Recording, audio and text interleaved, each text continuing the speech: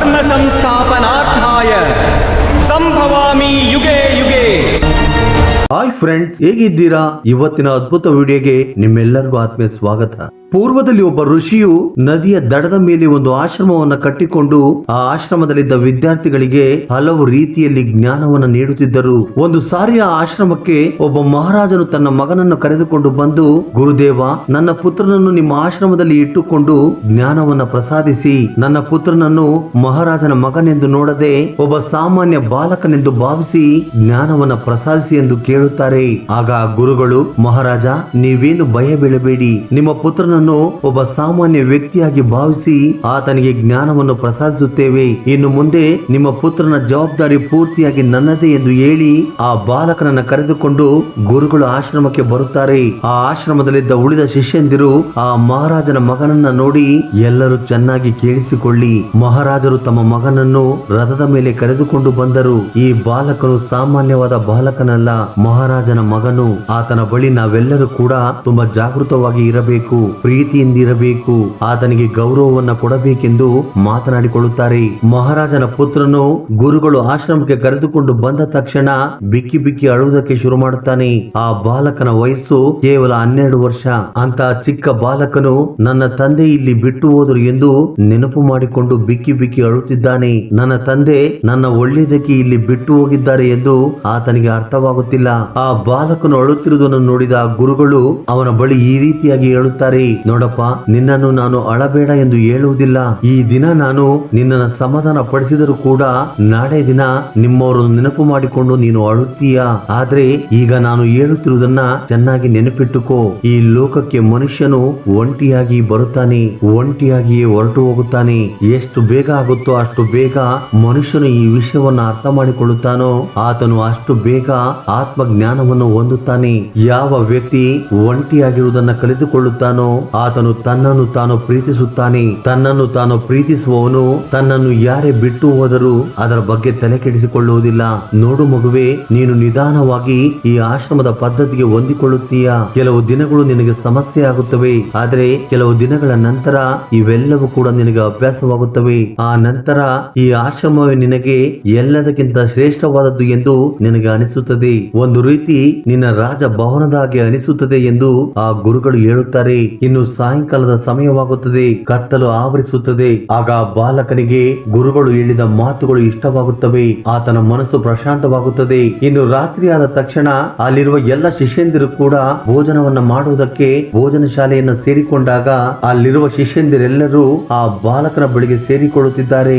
ಅಲ್ಲಿರುವ ಎಲ್ಲರಿಗೂ ಚೆನ್ನಾಗಿ ಗೊತ್ತು, ಈತನು ಮಹಾರಾಜನ ಮಗನು, ಈತನ ಬಳಿ ಸ್ನೇಹವನ್ನ ಮಾಡಿಕೊಂಡರೆ ತುಂಬಾ ಲಾಭವಾಗುತ್ತದೆ ಎಂದು ಆ ಆಶ್ರಮದಲ್ಲಿದ್ದ ತುಂಬಾ ಮಂದಿ ವಿದ್ಯಾರ್ಥಿಗಳು ಆತನ ಹಿಂದೆ ಸುತ್ತಾಡುತ್ತಿದ್ದರು. ಆದರೆ ಆ ಆಶ್ರಮದಲ್ಲಿದ್ದ ಕೆಲವು ಮಂದಿ ಶಿಷ್ಯಂದಿರು ಮಾತ್ರ ಯಾರ ಜೊತೆಯೂ ಕೂಡ ಸೇರುತ್ತಿರಲಿಲ್ಲ, ಯಾವಾಗಲೂ ಸಹ ಒಂಟಿಯಾಗಿ ಜೀವಿಸುತ್ತಿದ್ದರು. ಸ್ವಲ್ಪ ದಿನಗಳಲ್ಲಿ ಆ ರಾಜಕುಮಾರನಿಗೆ ಆ ಆಶ್ರಮದಲ್ಲಿದ್ದ ವಿದ್ಯಾರ್ಥಿಗಳ ಜೊತೆ ಒಳ್ಳೆಯ ಸ್ನೇಹವಾಗುತ್ತದೆ. ಆ ನಂತರ ಸ್ನೇಹಿತರ ಜೊತೆ ಆ ಕಡೆ ಈ ಕಡೆ ಸುತ್ತಾಡುತ್ತಾ ಅವರ ಜೊತೆಯಲ್ಲಿ ಹೆಚ್ಚಿನ ಸಮಯವನ್ನು ಕಳೆಯುತ್ತಿದ್ದನು.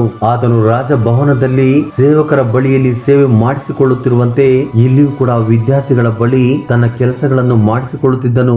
ಗುರುಗಳು ಇದೆಲ್ಲವನ್ನು ಕೂಡ ಪ್ರತಿದಿನವೂ ಗಮನಿಸುತ್ತಲೇ ಇದ್ದಾರೆ. ಆದರೆ ಆ ಬಾಲಕನಿಗೆ ಮಾತಿನಿಂದ ಹೇಳುವುದಕ್ಕಿಂತ ಬೇರೆ ಪದ್ಧತಿಯಲ್ಲಿ ತನ್ನನ್ನು ತಾನು ತಿಳಿದುಕೊಳ್ಳುವಂತೆ ಪ್ರತ್ಯಕ್ಷವಾಗಿ ತೋರಿಸಬೇಕೆಂದುಕೊಳ್ಳುತ್ತಾರೆ.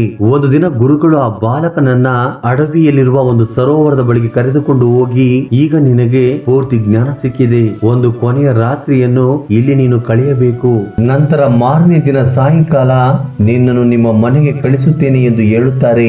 ಅದನ್ನು ಕೇಳಿದ ಬಾಲಕನು ತುಂಬಾ ಸಂತೋಷ ಪಡುತ್ತಾನೆ. ಇನ್ನು ಮುಂದೆ ನಾನು ನನ್ನ ಮನೆಗೆ ಹೋಗಿ ಸುಖವಾಗಿ ಇರಬಹುದು ಎಂದು ಆ ಬಾಲಕನು ಅಂದುಕೊಳ್ಳುತ್ತಾನೆ.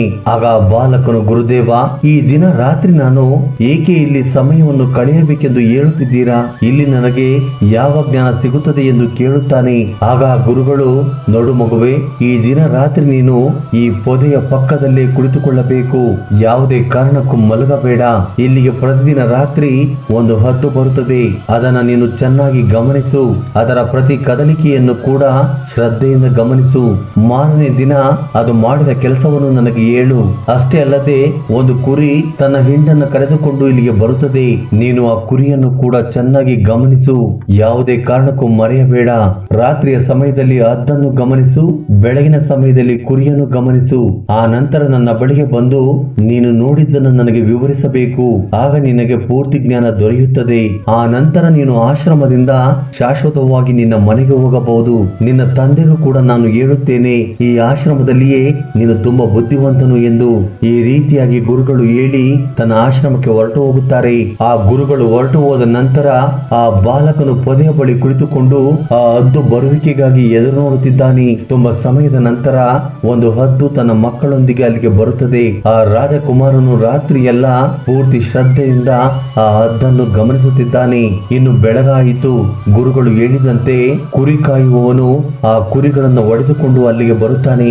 ಅದೇ ಸಮಯದಲ್ಲಿ ಆಶ್ಚರ್ಯವನ್ನು ಉಂಟು ಮಾಡುವ ಒಂದು ಘಟನೆ ನಡೆಯುತ್ತದೆ. ಆ ಹದ್ದು ಆ ಕುರಿಯ ಗುಂಪಿನಿಂದ ಒಂದು ಪುಟ್ಟ ಕುರಿ ಮರಿಯನ್ನು ಹಿಡಿದುಕೊಂಡು ಆಕಾಶಕ್ಕೆ ಹಾರಿಕೊಂಡು ಹೋಗುತ್ತದೆ. ಅದನ್ನೆಲ್ಲ ನೋಡಿ ರಾಜಕುಮಾರನು ಮರಳಿ ಆಶ್ರಮಕ್ಕೆ ಬರುತ್ತಾನೆ. ಆಗ ಗುರುಗಳು, ಮಗುವೆ, ನಾನು ಹೇಳಿದಂತೆ ನೀನು ಮಾಡಿದೆಯಾ? ಅಲ್ಲಿ ಏನು ಗಮನಿಸಿದೆ ಎಂದು ಕೇಳುತ್ತಾರೆ. ಆಗ ಆ ಬಾಲಕನು ಗುರುಗಳಿಗೆ ನಮಸ್ಕರಿಸಿ, ಗುರುಗಳೇ, ಆಶ್ರಮದಲ್ಲಿರುವ ಎಲ್ಲ ಶಿಷ್ಯಂದಿರನ್ನು ಕೂಡ ಇಲ್ಲಿಗೆ ಕರೆಯಿರಿ.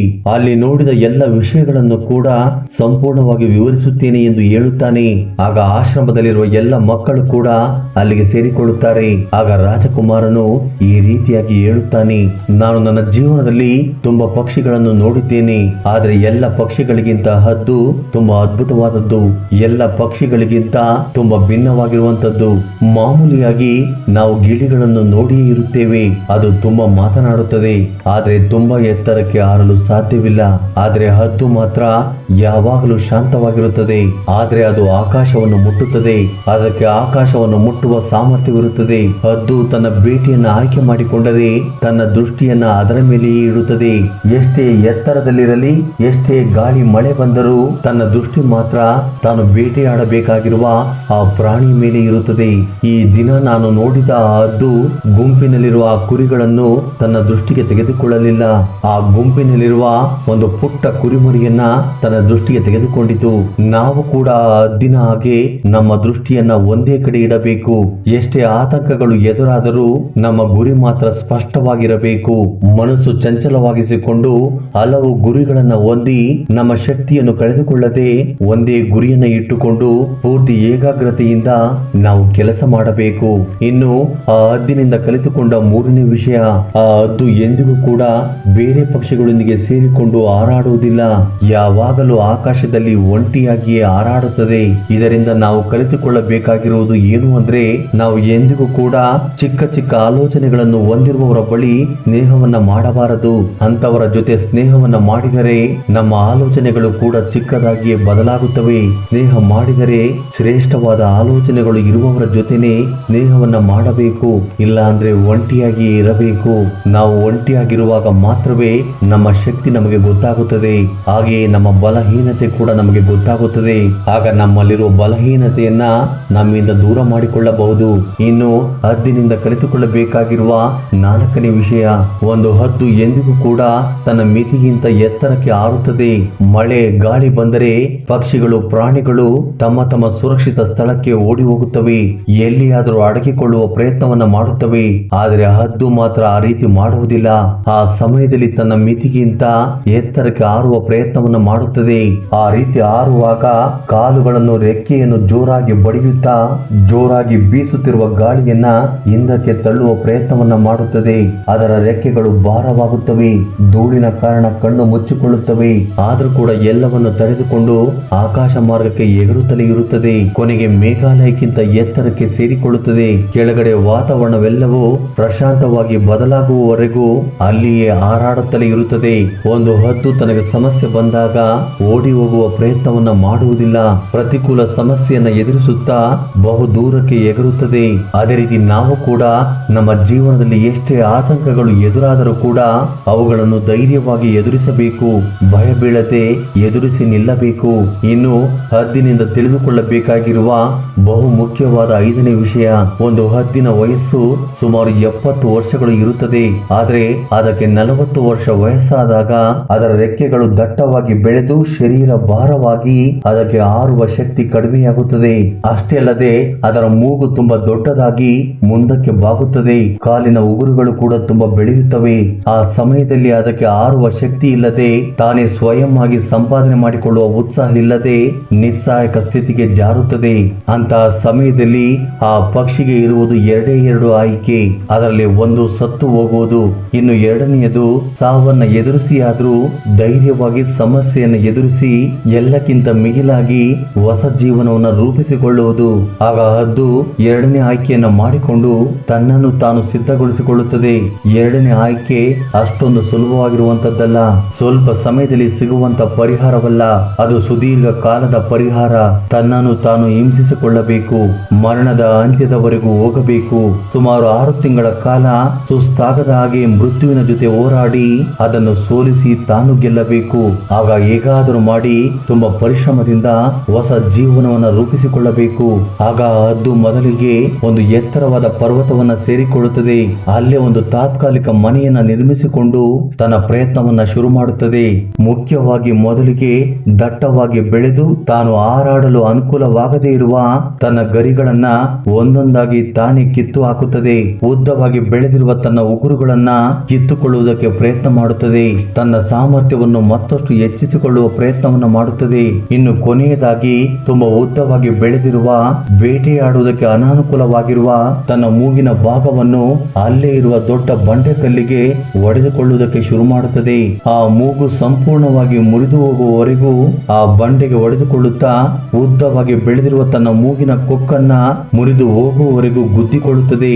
ಅಂತ ದುಃಖಕರವಾದ ಪರಿಸ್ಥಿತಿಯಲ್ಲಿ ತನ್ನನ್ನು ತಾನು ಬೇರೆ ಪಕ್ಷಿಗಳಿಂದ ಕಾಪಾಡಿಕೊಳ್ಳಲು ಸುತ್ತಾಡುತ್ತಿರುತ್ತದೆ. ಸುಮಾರು 6 ತಿಂಗಳ ಕಾಲ ಆ ದುಃಖವನ್ನು ಅನುಭವಿಸುತ್ತಾ ಹೊಸ ಮೂಗಿನ ಕೊಕ್ಕು ಮತ್ತು ರೆಕ್ಕೆಗಳಿಗೋಸ್ಕರ ಎದುರು ನೋಡುತ್ತಿರುತ್ತದೆ.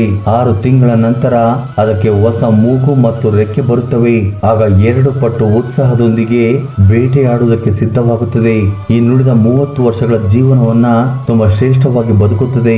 ನಾವು ಕೂಡ ಸಮಯ ಬಂದಾಗ ನಮ್ಮ ಹಳೆಯ ಅಭ್ಯಾಸಗಳನ್ನ ಬಿಟ್ಟು ಹೊಸದಾಗಿ ಏನನ್ನಾದರೂ ಕಲಿತುಕೊಳ್ಳಬೇಕು.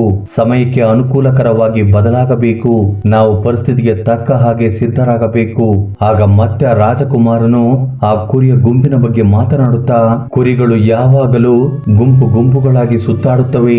ಅವುಗಳಿಗೆ ಗುಂಪುಗಳಲ್ಲಿ ಬಲವಿರುತ್ತದೆ.